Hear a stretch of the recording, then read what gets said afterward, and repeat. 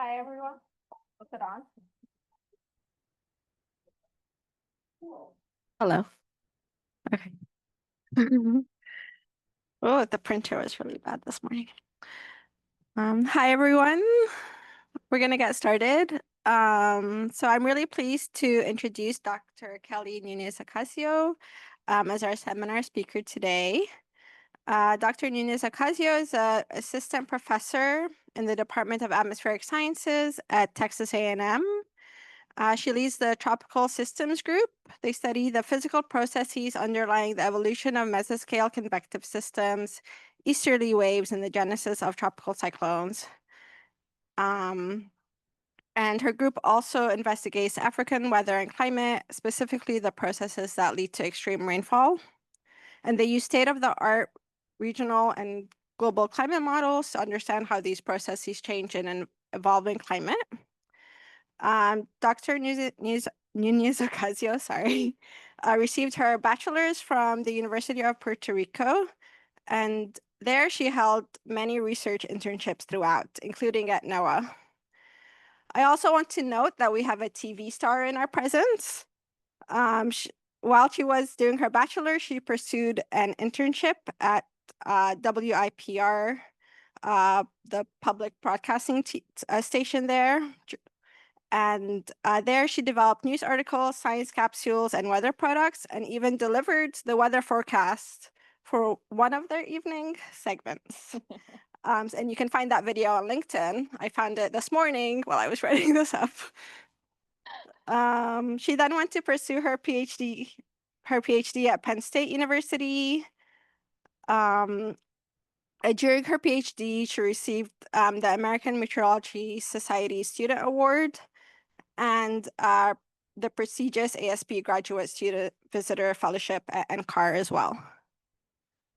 She then went on to the NCAR ASP Postdoc Fellowship. That's where we met.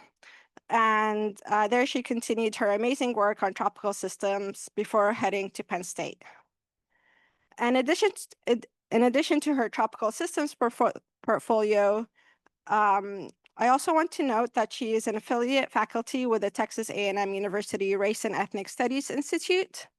She's also a member of the AMS Annual Meeting Oversight Committee. And she's the co-lead of the Mesoamerica Affinity Group. So please join me in welcoming Dr. Kelly Nunez Ocasio. Yeah. Thank you. All right, thank you so much for such warm welcome, and I'm very excited to be able to interact with you all today. I've already had some exciting conversations. I want to start by thanking, my research group at Texas A&M. One of my members is here today joining me, Dr. Zach Moon, and our collaborators, a lot of them from NCAR, Aaron Doherty, Chris Davis, Quentin Lawton, Julio Bagmeister, and Luling Zhu. And so today, the way I outlined my talk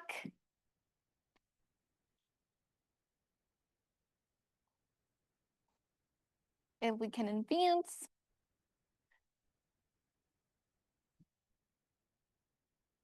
Here we go, is that I divided it in two main regions of the tropics. So the first part of my talk, which is going to be the largest component, I'll be sharing with you some of my recent research over the African Atlantic region and how the tropical systems there are potentially being modulated by a warmer and moisture climate. And then we're going to head to the region of Central America and Caribbean. And in that part of the talk, I'll share with you some research, but also how research and community service kind of like have some synergy there as part of the affinity group of NCAR, where we foster collaborations with researchers in this region.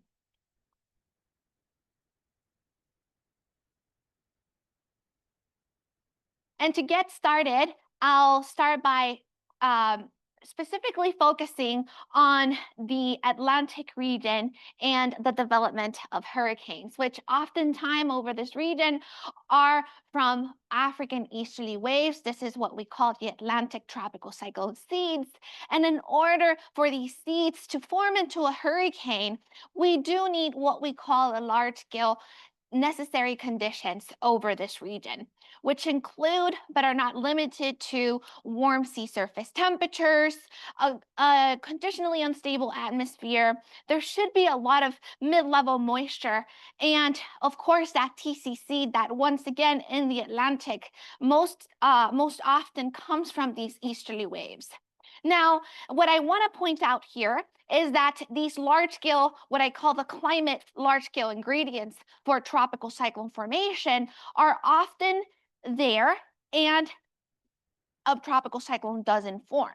And why is that the case? Well, to be able to answer that, I need to introduce you a little bit more on the aspect of what is an African easterly wave. So these are these westward propagating synoptic scale disturbances that arise due to the African easterly jet over Africa. So this jet essentially develops because of the strong meridional gradient that Africa experiences during the summer months. So during the summer, over Africa, you get a very warm and dry Sahara Desert up north and a relatively cooler and moisture equatorial Africa and southern Africa because of the onset of the monsoon. And that essentially creates this meridional gradient that gives rise to the thermal jet that is the African easterly jet. And this jet gets perturbed, and that is where essentially it gives rise to these African easterly waves, which we look at them here in this schematic, for example, as inverted troughs. And it's very obvious that these waves are coupled to convection and coupled to mesoscale convective systems. And it turns out that not only these large-scale ingredients are responsible for the growth of these waves, but these convective storms are also playing a significant role in the evolution of these waves and dictating which one of these waves actually end up being hurricanes. And so we study African easterly waves not only because they are TCCs and they impact the Caribbean and Eastern US as hurricanes, but because regardless of them becoming hurricanes, they are what we call high impact weather events. Regardless of them being a hurricane, they are coupled to convection, which means they produce extreme rainfall, copious amounts of rainfall, and that affects communities.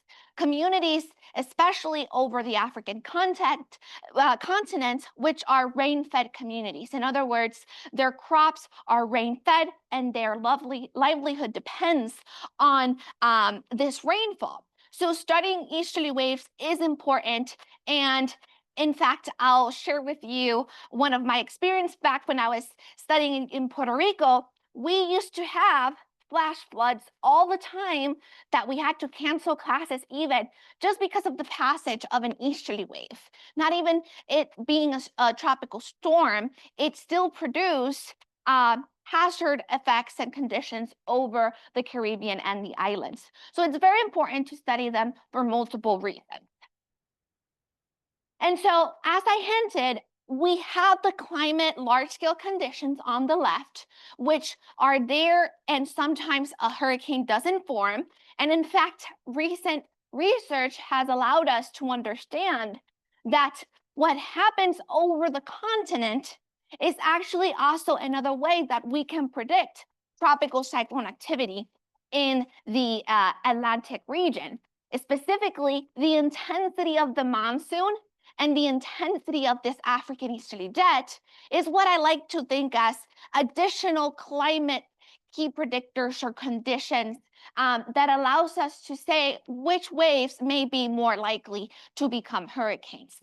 Now, in addition to the climate large-scale conditions, we have the weather conditions. So these are the ones that even if all of those 8 ingredients are there, a tropical cyclone doesn't form. These are the reason why. And as you can see here, it all comes down to the fact that tropical waves, African easterly waves, interact with smaller scale features, weather scale features, specifically mesoscale convective systems and little thunderstorms that initiate and evolve with the wave as a coupled system. And those interactions between cloud and wave are critical because those thunderstorms can actually play a role in the intensity of the easterly wave. But it is difficult. It is difficult to understand these easterly wave MCS interactions and how they then relate to Genesis because of various reasons. The first one is, and perhaps this is not a surprise to you, we have very limited observations over the tropics, especially over the African continent. So within atmospheric sciences, tropical meteorology and the study of easterly waves has been limited because of this. And so understanding and being able to observe and capture how a wave interacts with a convective system has been challenging, to say the least. And of course, in the tropics, which is different from the mid-latitudes in the polar regions, there's a lot of multi-scale interactions. So everything from a thunderstorm, its footprint on the synoptic scale disturbance wave, onto the monsoon, onto the jet, all of these interactions across scale play a role in the evolution of tropical systems. In our models, they do struggle to capture those interactions accurately, both climate and regional models. And then, of course, I will mention that in this region of the world, we have the Saharan air layer. We have the Sahara, which we've started to understand, thanks to the capability of chemistry in our models, that they do play a role, these dust events, in the evolution of African easterly waves. We're not sure, we're not converging on what it is, but some studies say that the dust actually dries out these waves. Others say that they can serve as CCN. So we're still just barely starting to understand these interactions. And even more recently, studies that look at the stratospheric aerosol injection, which is a way that we're trying to use to mitigate the response of warming climate, that also is playing a role in how the tropical systems and the rainfall over Africa may be modulated by not only warming climate, but by this method. It turns out that this can potentially increase rainfall over Africa. So there's a lot of unanswered questions. Today, we'll just focus on those MCS and easterly wave interactions.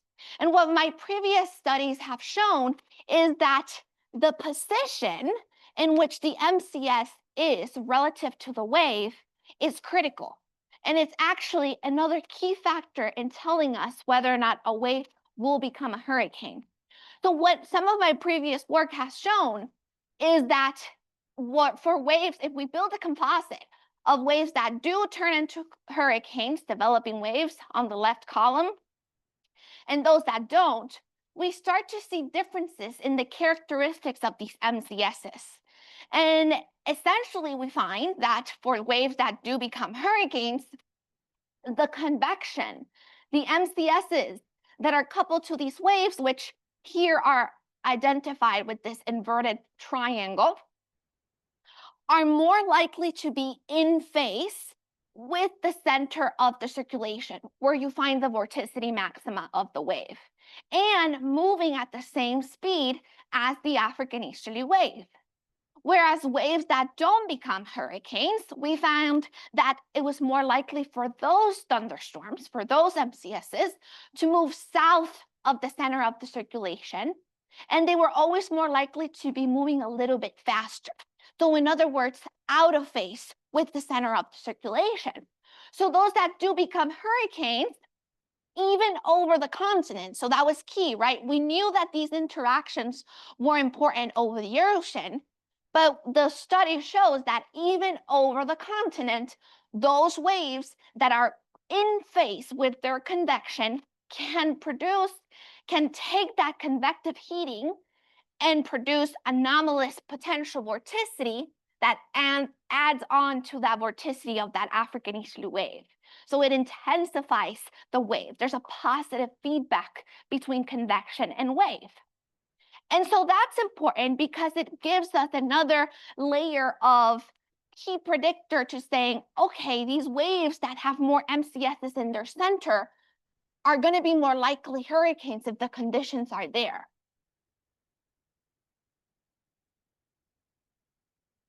And so we have these complex multi-scale processes. And we also have the fact that in the tropics, as we know, there's a lot of moisture. There's a lot of moisture and it varies greatly in space and time, as we see from this precipitable water imagery. And it turns out with the warming climate, we're going to expect more moisture in the tropics. And so it turns out that we are living in this more moisture and warmer climate already, so much so that we started to see the effects of moisture in tropical systems just last year during the 2024 Atlantic hurricane season. So during the season, just to give you a quick recap, CSU forecasted an active season, about 18 storms, and they were pretty on point there, with about 6 major hurricanes. And so it came in late August, early September, and this is usually the climatological peak of the Atlantic. And all of the large-scale ingredients were there, including those relatively new ones, right? The very active monsoon and the very intense jet. But for whatever reason, the African easterly waves were not turning into tropical cyclones. We were not getting tropical cyclone activity. All the climate conditions were there. The monsoon was its most active, historical floods over Africa. The jet was very intense. And again, the waves were just not becoming hurricanes. But what was interesting about it was that although we did have a very intense jet and monsoon, the entire jet monsoon system was shifted northward. So we were seeing anomalous rainfall and flooding over regions of the Sahel and parts of the desert where we usually don't see those copious amounts of rainfall. And so what was happening, right?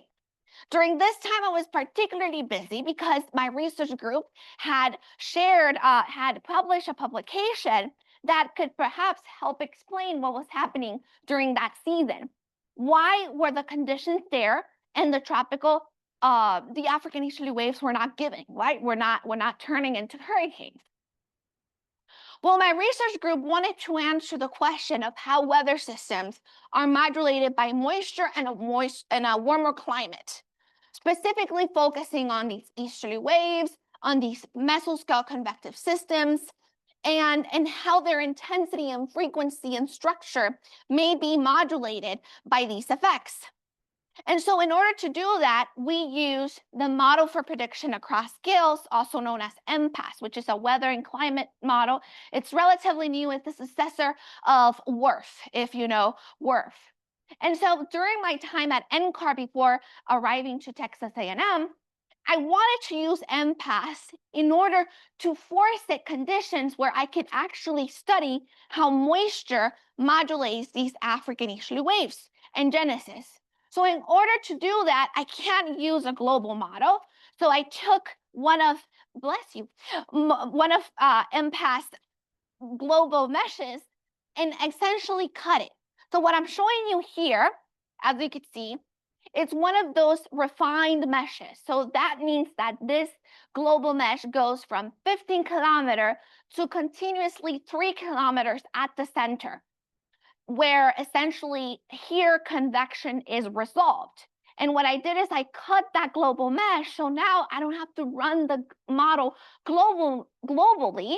So you can see it covers most of the Western Hemisphere, but not the other half of the world, allowing me to be computationally efficient, but still, in a way, be able to provide the model initial and lateral boundary conditions without the need to use a nested domain, which can interject artificial systems and waves at the edges. So a lot of the recent research calls this type of variable refinement chemical downscaling. So I'm allowing the forcing that I'm providing the model, in this case it's ARA 5, to be resolved before it gets to the convection permitting region. So in theory, it should give us a more reliable or realistic hindcast or simulation. And so for this case, we went back to reforecast a case of 2006 of tropical cyclogenesis. So this is a big year for tropical meteorology because NASA went to Africa and studied a bunch of waves and MCSs. So it's still a canonical case that we continue to study. And it's just shy of a week. And what we did is that we created moisture sensitivity experiments. With relative humidity, we altered the moisture everywhere in the domain. So we had the control experiment, we have moist experiments where we just cranked up 20%, and then we have the dry experiments at 50%. And we can chat about why those specific numbers later. But we have the ensemble, and I could show you how it looks. So on the left, the driest, middle is control, and moist on the right.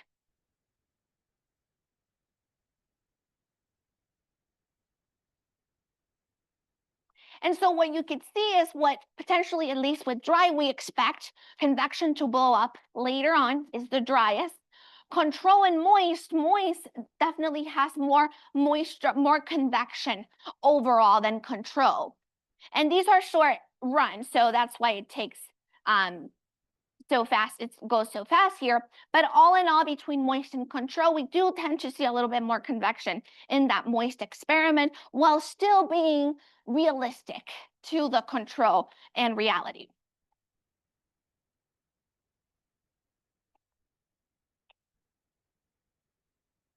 Okay.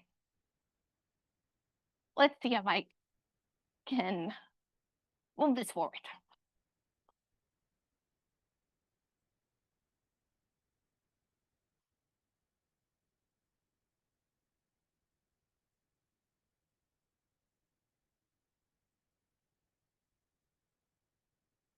I'm sorry.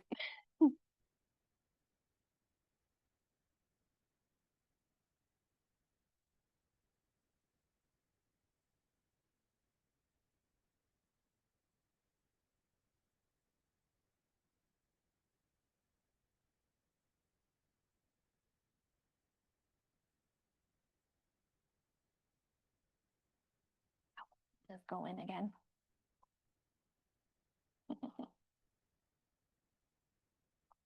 And does it allow you to go forward? Maybe just go to the next slide. Way down. Yeah, this one. This one. Yeah. There.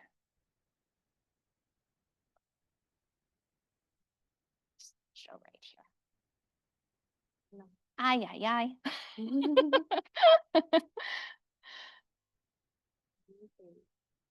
Here we go. Great. Thank you. All right. Sorry about that. So if we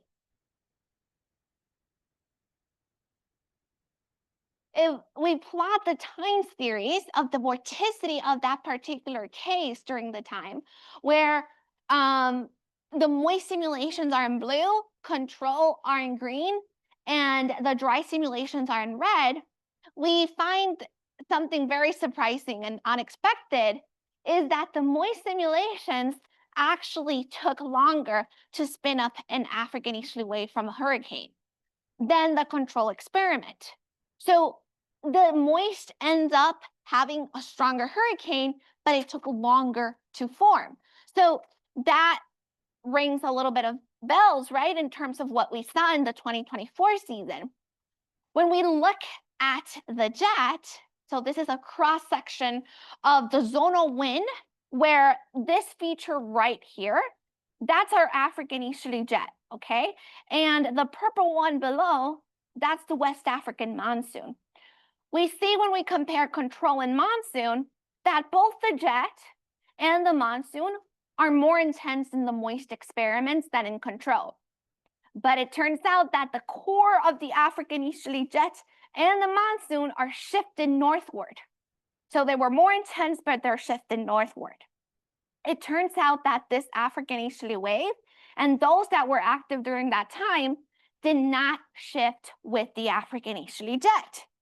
So again, that rang some bells with what was actually happening in the 2024 Atlantic hurricane season, where we saw that jet shift north. It was more intense, but these waves were just taking longer to form.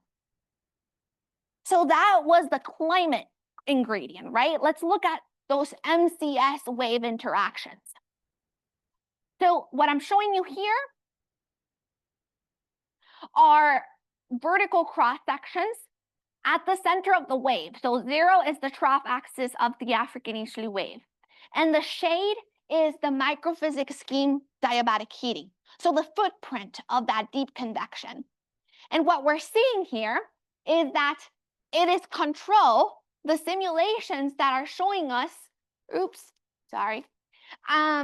the more moist deep convection closer to the center of the circulation. So you can see here that the moist deep convection gets closer to the center of the circulation than it does in the moist experiment. We still have deep convective systems, but they're less intense and they stay further away from the center. And from the previous work, we know that that phasing between convection and wave is key for African easterly wave growth. So the study shows that both climate conditions over Africa and mesoscale interactions are critical and are being modulated by adding more moisture to the atmosphere, but not necessarily as we expected. So what we argue is that there's perhaps this Goldilocks zone where too dry is not good. It inhibits convection, it inhibits growth, but too much moisture, which potentially, if we can think about it as analogous to what we're moving into, it's taking the waves and the tropical systems a little longer to intensify. They'll get stronger, as I'll show you, but they take longer to do so. So in reality, the point message of that study was that don't let your guard down as a person who lives in the Caribbean and the Eastern US, because it might be, we don't know yet, that the peak in Atlantic hurricane season may be shifting. So let's take that same configuration, and now instead of just altering moisture, let's alter all the main atmospheric variables and the sea surface temperatures through the pseudo-global warming method, which is a way that we can give a regional or high-resolution model the signal that is representative of a future climate scenario and run that model to give us more convection-permitting plausible scenarios of what's going to happen to these tropical systems.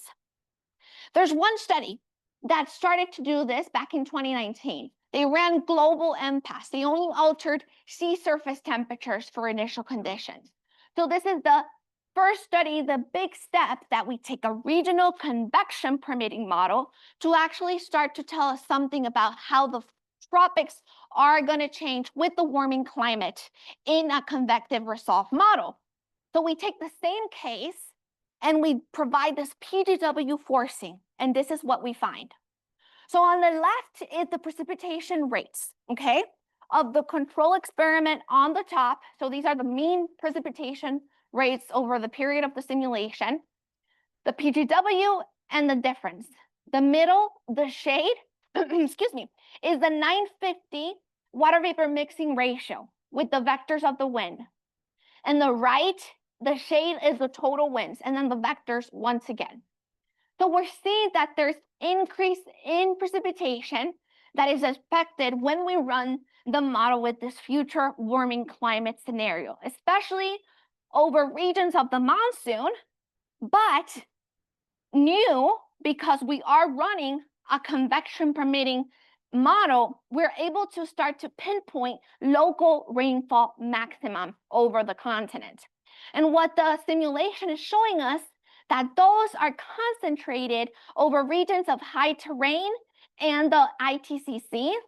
So here we have the Gulf of Guinea. We do see most of the blues and the increase in precipitation with the future climate scenario over the ITCC and what we call the rainfall maxima, and over the Bight of Benin, okay?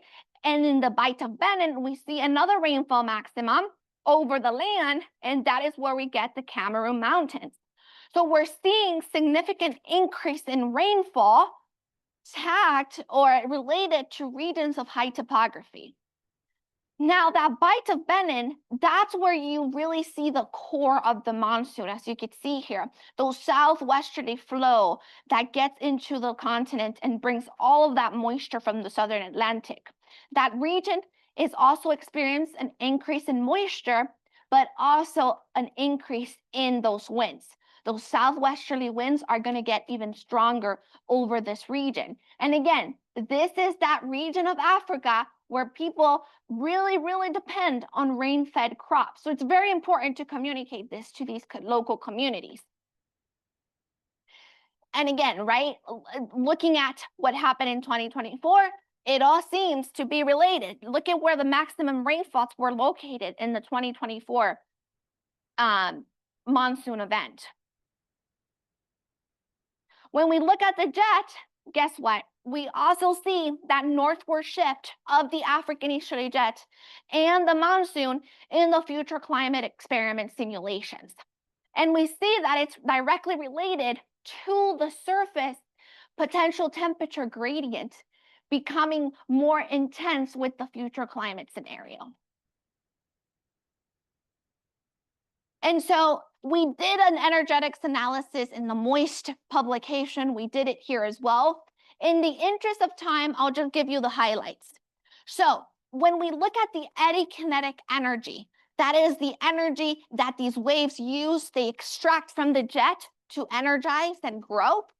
We do see that in the future climate, these waves have relatively more kinetic energy than in the control experiments. But again, it's shifted to the north. But remember, the track of the waves did not change with the jet. And so essentially all of that extra energy is being wasted. The waves are not able to use it, so they're taking longer to form. One of our arguments or hypotheses moving forward is that the path of waves that is closest to the monsoon might be starting to get more modulated by the monsoon moisture rather than interactions between the jet and the monsoon.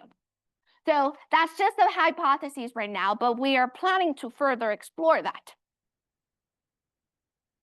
Going really quickly to that case of Genesis in this future climate scenario, we do see certain differences. So in this future climate scenario, especially in one of the simulations, we see that that African easterly wave is significantly more intense in the future climate over the continents.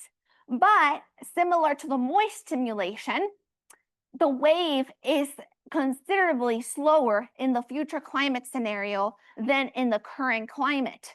So starting to think about the implication of not only hurricanes moving slower, but now also the seeds of the hurricane moving slower and how it affects community over Africa and over the Caribbean. So even if we don't see these waves form into hurricanes in the future, they are getting slower, and as I'll show you next, they are getting more intense. So when we create box plots centered on the trough of the wave, we could start to see how these waves are going to change over water on the left column and over the land, over Africa on the right. And so just focusing on the top, we see that future African easterly waves, marked here in orange, both over water and over Africa, have greater water vapor content relative to their environment in the future climate scenario. Now, when we take the relative anomalies, which highlight here that over Africa, 2 out of the 3 experiments are indeed getting anomalously moisture than their environment, that is where we start seeing the footprint of rainfall. So the relative anomalies over water over the tropics do not change significantly. And this makes sense because tropical oceans over the relationship between saturation and rainfall, it's very highly correlated. So the fact that there's going to be more moisture over a tropical ocean in a region that's already very moist, it doesn't seem to be significant, the difference with more moisture in the future climate. But it seems to be significant over land. When we look at the tracks of the waves, as I mentioned, in the future climate scenarios, they do not exhibit that shift of the African easterly jet. Now here we're going into the mechanisms, the dynamics mechanisms of easterly wave initiation. And what my group and collaborators were putting forward is the idea that this potentially could happen in the real world because, as I showed you in this talk, waves depend on the jet for their energy, but they also depend on MCSs. And so once a wave is up and running, it could be sustained without the direct effects of the African easterly jet. And so we say that this could potentially be a scenario or a plausible scenario in our real world. Now, looking at rainfall, it turns out that future African easterly waves are going to be rainier, especially over the continent. And so when you start to see over water, you don't see drastic changes. And why is that the case? Again, right? There's going to be more moisture, so there's going to be more rainfall. And the difference between PGW and control is low. But when we look at a variable that considers not just moisture, temperature differences, we see that is influencing a lot of the increase in rainfall over the continent. So over Africa, we see a larger vapor pressure deficit, significantly larger in the future climate compared to the control experiments. In other words, changes in both water vapor and temperature are going to be even more relevant for easterly wave growth in a warmer and moisture climate. So just to give you a quick summary here, I just showed you how potentially some of the tropical systems over Africa and the Atlantic and the larger African climate is going to be modulated by more moisture and warmer climate. And what we're seeing is that the monsoon jet system may be shifting north in the summer months. And that is affecting the propagation and evolution of easterly waves. So waves tend to propagate a little bit slower. It's going to take them longer to turn into hurricanes, but they are going to become more intense eventually. It just might be a peak in the activity of the season. And so in the interest of time, let's go ahead and move to Central America and the Caribbean region now, which is another great, rich, diverse region of the tropics. The hydroclimate depends on so many multi-scales as well. Everything that goes from complex topography, orographic convection, the ITCC, to rainfall variability driven by ENSO and local scale processes from low-level jets to the waves themselves, tropical cyclone, and even monsoon gyres. And so it's a very complex and diverse region. And just like Africa, we have challenges, right? We have science and data-driven challenges, and we also have societal challenges. Just like over the tropics and over Africa, we have limited observations over Central America and the Caribbean. And that hinders our ability to understand how the weather and climate and the hydroclimate of this region is going to be modulated with the warmer and moisture climate. And then, of course, the constraints of climate modeling, right? Our climate models are still not yet to be able to reproduce and represent tropical convection and regions of convection where the high topography is located.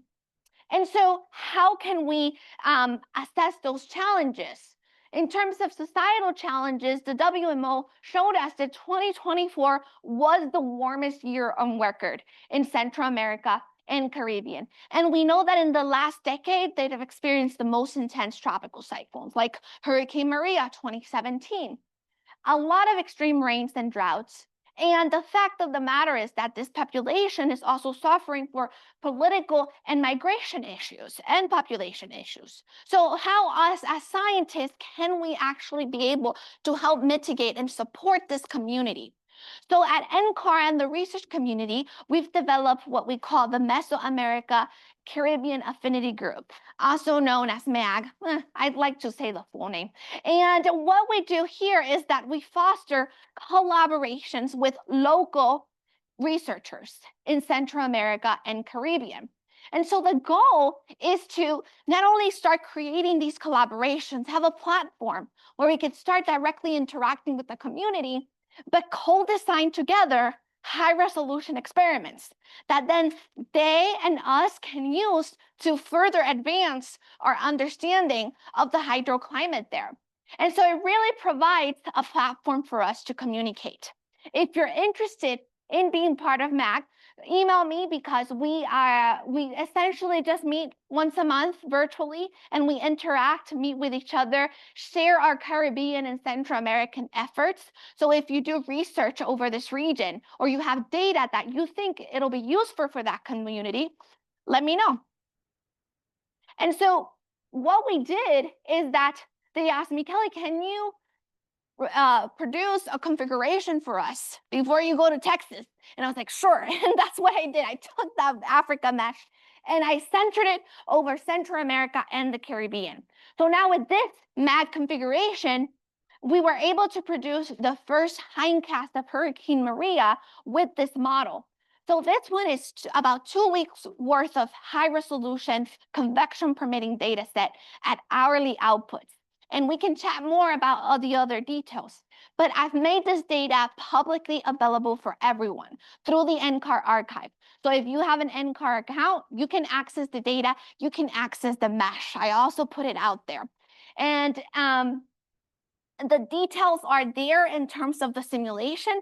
And just to quickly give you some eye candy here, and hopefully it works.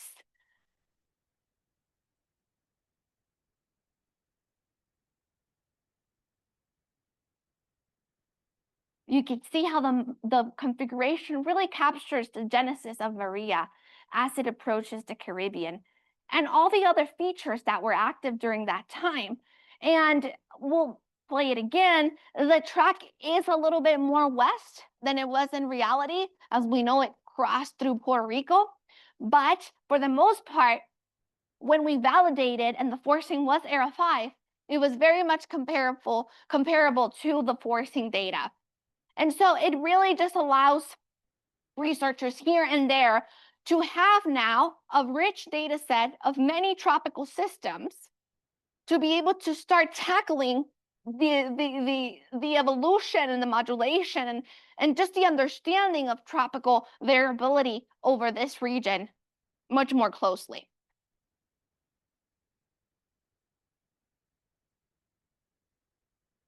Okay, here we go.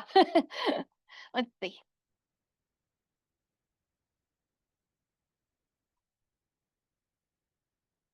I'm just gonna hit escape. Let's see.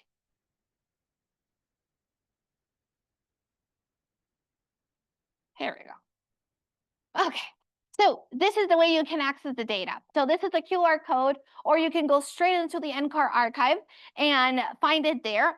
Like I said, if you have an NCAR account, you can go straight into Glade Campaign and all the data set is there. I've taken the time to have all of the outputs, both native outputs and post-process outputs. So the lat long grid of the data sets available to you. So we just put out a BAMS paper that is in review that will serve as the main reference for that data set. So we'll keep you posted with that. And talking about that BAMS, I found as a co-lead of the group that it was one of the ways in which the MAG community was able to come together and share our knowledge. As we were writing this short piece of what is the group and what the data set is about, we started to learn from each other what are our expertise and what each member of the group is bringing to the broader community. So I think it was just just writing the paper itself was a big milestone, I think, for the group and being able to bring the community together. Just to quickly show you how it compares and perhaps be able to convince you how the configuration really works, you could see the mean precipitation rates of MPAS on the left for the simulation and on the right for iMerge. They're really closely resemble each other. It's not perfect, obviously, but you could see that MPAS is able to really target those regions where we start to see rainfall maximum over the East Pac in Central America, and of course the footprint of Hurricane Maria. We also look at the Caribbean low-level jets. That's something that is very new, very poorly studied, and looking at how Maria interacts with the Caribbean low-level jet. So that's another area of research that this data set is able to provide. And finally, I think this is my last slide. We ran Future Maria, so the PGW Maria, and my group is starting to compare that with the control Maria. So on the top is the control animation, on the bottom is the PGW, the yellow track is the IB tracks, the observed, blue is control MPAS, and orange is the Future Maria. And you could see that it really produces just another entire storm. The steering flow is different. The broadening of the rain bands is huge. And what we are finding, especially my postdoc, Dr. Kwesi Quagrain, is seeing that the Future Maria is stronger, but it goes through rapid intensification and dissipation way faster. Very similar to what we saw with Erin this year in August of 2025. So we're putting those together, the dynamics and thermodynamics of that. And so look for that. And then in the interest of time, I'll just leave these out here. I thank you for your time, and I look forward to your questions.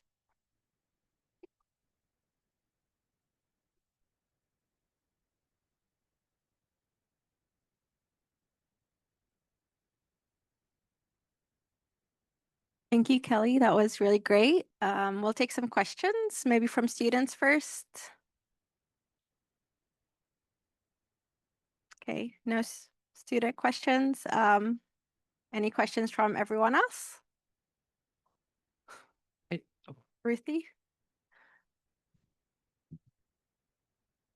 So my memory is like, I don't know, one day long. So in 2024, we had that situation where there was that northward shift in the whatever it's called. And so your modeling is showing that when in that case you get sort of delayed intense storms. Were there in fact in 2024 a delayed intense storm or okay. Yeah, so those were I believe we had the 4 major hurricanes of 2024 happen in October. So right after, so Helene, what was the other one? It was a boy name, Milton. They were all from, actually 3 out of the 4 were African easterly waves. Yeah, great question. Cool, thanks. That's cool. Hate it. Thank you so much for that interesting talk. You mentioned that you lack observations across the regions that you mainly study, and I was wondering what this is. I'm not an expert, so this is a silly question. What observations would you like to see more of, and will this change in the future? And is this something that you can change or the research group? That is great questions. If I were to have the money of the world, I would put weather stations, radar data everywhere across the tropics. In the Caribbean, a lot of radar would be great to see those incoming TCs and easterly waves. Over Central America, we are lacking a lot of weather stations, over Africa as well. I mean, anything that we can get that could give us a better sense of how the surface evolves and the convection, I think that would be great. So that's why those field campaigns, they're very limited over the tropics, but they're so important because it's what we really have in terms of coverage, right? Where the field campaigns over the tropics are the only type of data sets that we have that give us radar, weather station, weather balloon, like all the good observations in one location for a period of time, which we typically don't get. And so that I would say would be how I would think this would be beneficial, how things are moving forward. I don't know if we're going to be able to add more to the tropics, not only because of political situations here, but across countries. I think Europe has had a more success in relationships with, for example, Africa and the countries there. So Europe has much more connections, and those international connections really push forward our science. And so we, I think, need to get ahead of the game there and be able to be better at those in order to collaborate and make more synergistic collaboration. So that's kind of like the background of MAG too. How can we start doing that with Central America and Caribbean? I think those were the two questions. And okay, thanks.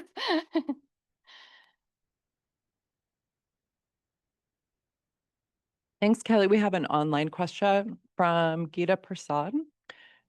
She says, you discussed how the northward shift of the AEG contributes to a reduction or delay in TC genesis. One of the big contributors to decadal trends in the location of the tropical rain belt, especially over Africa, has been shifting northern hemisphere aerosol emissions. Has that been connected with interannual to decadal variations in AEJ location and consequently in TC genesis? That is a great question. And I don't have an answer to it. I know some folks are starting to look into that, but I will say that, well, Danielle and I are starting to put together a proposal where we are going to use a version of MPAS that is aerosol friendly in order to start to look at how the interactions with the Saharan air layer and the future climate may be impacting these events. I don't have a straight answer to that. It's an amazing question. Maybe we can collaborate all together and look into that.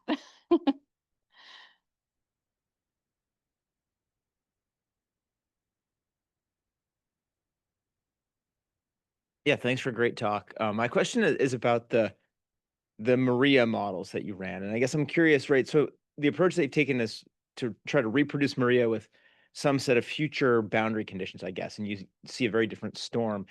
Is there a reason, or would there be value? Is there a reason you're not doing something that's like looking at the uncertainties in those boundary conditions, or like an ensemble kind of approach to say, okay, that is one future Maria, but could you say something more probabilistic about what, for that kind of storm, what you might expect? That I'm thinking, if you're a policymaker or an insurance company, Right. you probably don't care about a singular prediction of what Maria could have been so much as what is the likelihood of this kind of storm happening. Yeah, no, great question. And I have an NSF proposal sitting there for over a year, asking them to let me run the simulation for multiple years and experiments to be able to start addressing that, right? So now with the setup, which gives us a signal, but not the whole likelihood and probability of how these systems are going to change, be able to tackle that question. Absolutely. So just, I guess the answer is resources, right? Computational resources. It is a regional framework, and I do safe computation, but it's still 3 kilometers for the most part, and it's expensive. So in order to be able to say, I'm going to run this for multiple seasons at least, right? Because I don't know if we'll be able to run many, many years, to provide more insight and probabilistics, I think I need a large allocation for sure. But yeah.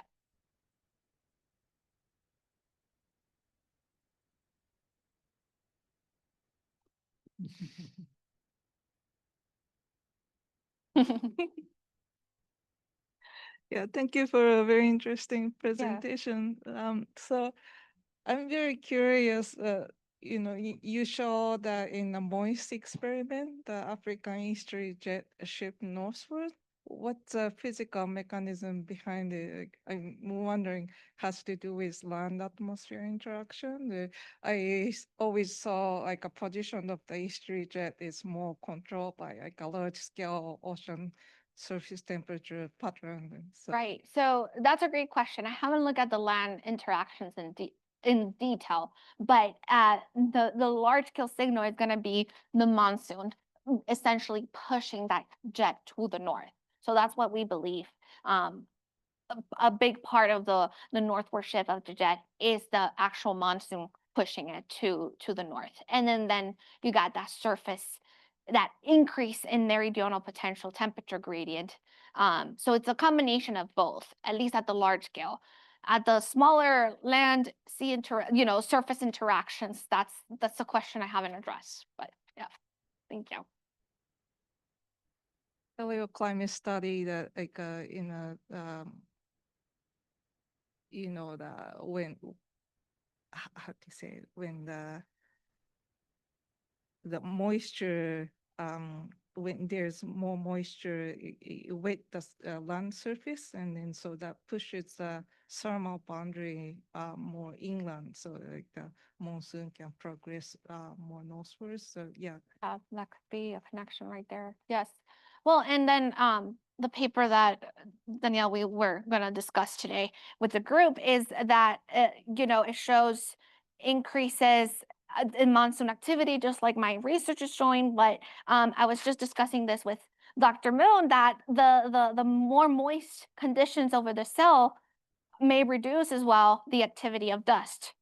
And so with the winds not being able to move the land as much in a more soil moisture situation. So all of that, I think, feedbacks into the activity of the monsoon as well. But yeah, I don't have a direct answer to it, but yeah, I think.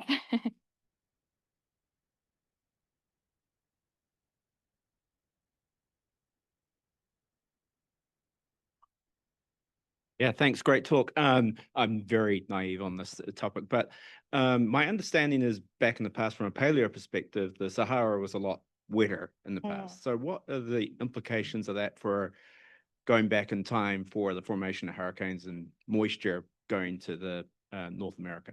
Gosh, what a great question. I should have looked at my paleoclimate literature. I mean, a more moist Sahara, I would think then that would reduce the surface, would weaken the gradient, the meridional gradient. And without that meridional gradient, then I would suspect you may have a hint of an African easterly jet, but not a full-on stable easterly jet, which is the main source of these waves. Now, take into account that TC genesis, TCs still would spin up in a world where African easterly waves are diminished, because TC genesis can also happen from breakages of the ITCC or regions of monsoon producing gyres and those becoming hurricanes. So we still have TCs back in the day in the paleoclimate, I think, but were they African origin? Maybe not so much.